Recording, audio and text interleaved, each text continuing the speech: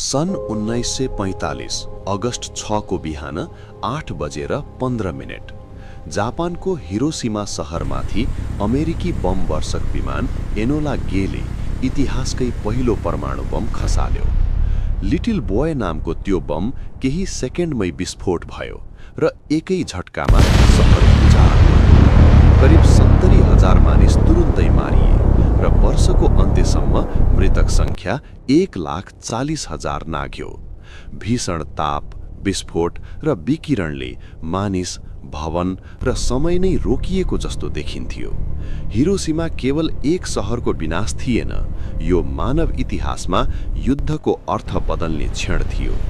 ती 60 सेकेन्डले संसारलाई देखायो, मानवले बनाएको शक्ति यदि नियन्त्रण बाहिर गयो भने मानवतामाथि नै सबैभन्दा ठूलो खतरा बन्न सक्छ।